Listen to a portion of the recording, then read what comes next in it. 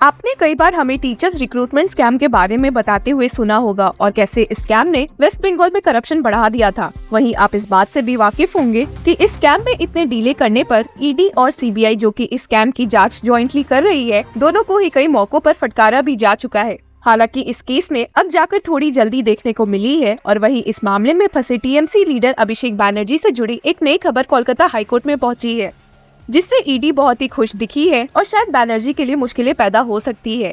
क्या है ये पूरा मामला और टीचर्स रिक्रूटमेंट स्कैम में सुप्रीम कोर्ट ने भी क्या ऑर्डर्स पास किए हैं, इस वीडियो में हम देखेंगे।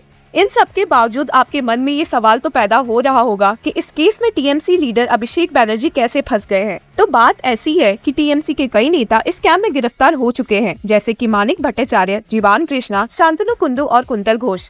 पार्थ चैटर्जी, जो कि बंगाल के फॉर्मर एजुकेशन मिनिस्टर भी थे, was one of the most notorious accused as claimed by the CBI's report। और इसी की वजह से टीएमसी एमपी लीडर अभिषेक बैनर्जी पर भी शक की निगाहें थी।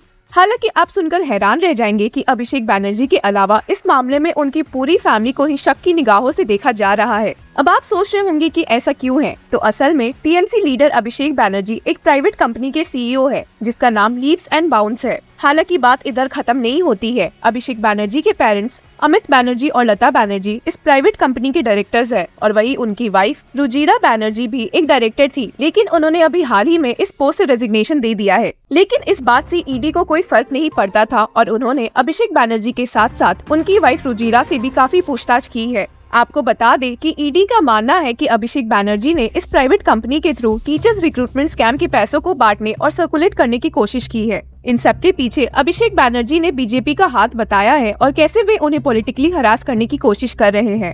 इस केस की पिछली हियरिंग में आपने देखा है कि जस्टिस अमृता सिन्हा की बेंच ने ईडी को खूब फटकार लगाई थी, इसलिए क्योंकि जब उन्होंने इस कंपनी के डिटेल्स, प्रॉपर्टी लिस्ट और एसेट्स निकालने को बोला गया था, तो उनके पास कुछ खास डॉक्यूमेंट्स नहीं मौजूद थे, और वो भी तब जब अभिषेक बैनर्जी एक एमपी है। कोर्ट ने ऑब्जर्व किया कि बैनर्जी एक एमपी है और इसके बावजूद उनका बैंक अकाउंट कैसे डिस्कवर नहीं किया गया है। The court said he is a member of parliament. He doesn't have any bank account. This court is shocked to see only 3 insurance policies are there and he is an MP. He must have a bank account whereas his salary would be credited. So I fail to understand whether you ED are withholding some information or not. हालांकि ED ने justice Amrita Sinha की फटकार के बाद बहुत ही सुधार किया है और अभिषेक बैनर्जी और उनकी वाइफ से पूछताछ करने के बाद उनके हाथों बहुत ही पक्का सबूत लगा है।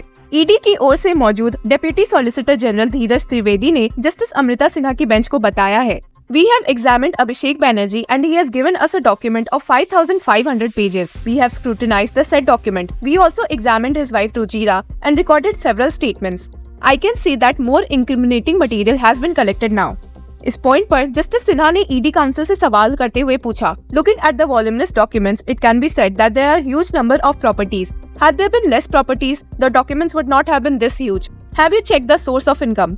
इसका जवाब देते हुए डीएसजी धीरज ने बताया कि ये डॉक्यूमेंट सिर्फ प्रॉपर्टीज टाइटल डीड से जुड़ा हुआ नहीं है और सारे पैसों से भी रिलेटेड है जो कंपनी को मिले हैं।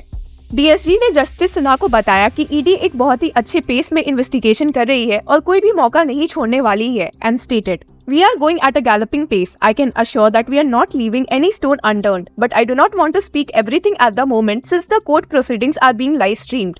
If I give any further details, everything will be reported in the media tomorrow. इस हियरिंग के दौरान जस्टिस अमृता सिन्हा ने PMLA prevention of money laundering act के सेक्शन 5 को भी रेफर किया, which allows provisional attachment of properties if the officer is satisfied that the same might get transferred or disposed of to frustrate the probe. Justice Sinha ने ED council से सवाल करते हुए पूछा, Do you not think that there are chances that these properties might get sold or transferred? If anything like this happens at a later stage, will you run behind them? Will it not frustrate the investigation? और तो और इस मामले में justice Sinha ने खुद ही point out किया कि इस केस में बैनर्जी द्वारा कई प्रॉपर्टीज 2014 के बाद से एक्वायर की गई है। She stated, Within such a short span of time, how can one get hold of so many properties? The recruitment process also began in 2014. So the reason, the connection, the money trail that you were speaking of, what about that? You need to inquire into that too. हालांकि DSG धीरज ने bench को आश्वासन दिया है कि इस मामले में उन्होंने कई रेड्स किए हैं, जिसकी वजह से उन्होंने कई प्रॉपर्टीज और पैसों को सीज किया है, जिसके बारे में वे कोर्ट को एक सील्ड कवर के फॉर्म में बता देंगे। इसी के साथ कोर्ट में मौजूद डिप्टी सॉलिसिटर जनरल बिलवादल भट्टाचार्य, जो कि सीबीआई की ओर से मौजूद थे, ने कहा कि वे इस मामले में ईडी के साथ अपनी रिपोर्ट भी 14 दिसंबर को सबमिट करेंगे। और इसी सब को ध्यान में रखते हुए जस्टिस अमृता सिन्हा ने इस मामले को अब जनवरी 2024 के लिए पोस्ट कर दिया है। आपने एक बात नोटिस की होगी कि इस हियरिंग में ईडी ने अपना काम काफी जल्दी कर लिया था और रिपोर्ट भी जल्दी सबमिट करने को कहा है। हालांकि ये सुधार सुप्रीम कोर्ट के ऑर्डर के बाद ही आया है। सुप्रीम कोर्ट बेंच, जिसमें जस्टिस अनिरुद्ध बोस और बेला एम त्रिवेदी मौजूद थे, ने सीबीआई को सिर्फ 2 महीने और का टाइम दिया है इस मामले में अपनी जांच खत्म करने के लिए। सीबीआई के साथ साथ सुप्रीम कोर्ट बेंच ने ईडी को भी यही सेम ऑर्डर दिया है। आपको बता दें कि सीबीआई को इस टीचर्स रिक्रूटमेंट स्कैम में इन्वेस्टिगेशन करने का ऑर्डर जस्टिस अभिजीत गंगोपाध्याय ने दिया था।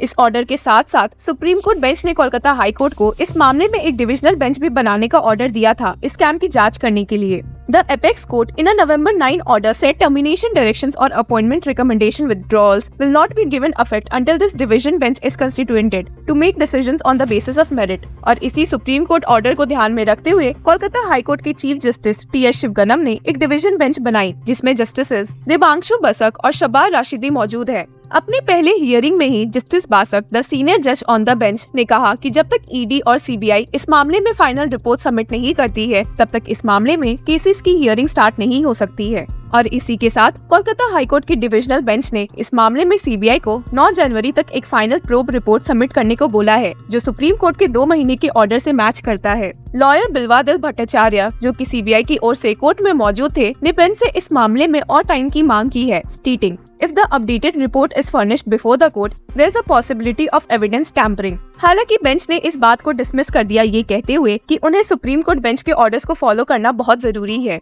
इस हियरिंग के दौरान वेस्ट बंगाल सरकार की ओर से मौजूद एडवोकेट कल्याण बंदोपाध्याय ने इस स्कैम की हियरिंग के मामले में जस्टिस अभिजीत गंगोपाध्याय के रोल को बहुत ही क्रिटिसाइज किया है, जिन्हें टीचर्स रिक्रूटमेंट स्कैम की जाँच का जिम्मा मिला हुआ था। Bandyopadhyay said, the single bench judge, Justice Gangopadhyay, had whimsically issued orders without giving an opportunity to the accused to defend themselves. No judge has the power to cancel the appointment of teachers and staff without hearing them।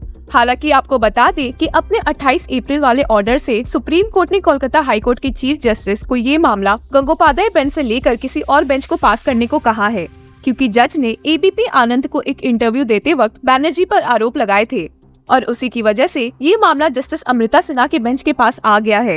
Hearing के वक्त advocate फिरदौस शमीम, जिन्हें इस scam का पर्दाफाश करने का credit सौंपा जाता है, ने कहा कि इस केस की सुनवाई करने से उनके क्लाइंट्स को जल्दी फायदा मिल सकता है। पिछले साल डिस्कवर हुए टीचर्स रिक्रूटमेंट स्कैम में ये पाया गया कि ओएमआर शीट के साथ हेराफेरी हुई है और वहीं जॉब के बदले पैसे भी लिए गए हैं। तो अब देखना ये होगा कि सुप्रीम कोर्ट के ये ऑर्डर देने से कि मामला जल्दी डिस्पोज करना चाहिए, ईडी और सीबीआई के काम में कितनी जल्दी देखने को मिलेगी। इस न्यूज से जुड़े रहने के लिए कीप फॉलोइंग लॉ चक्रा।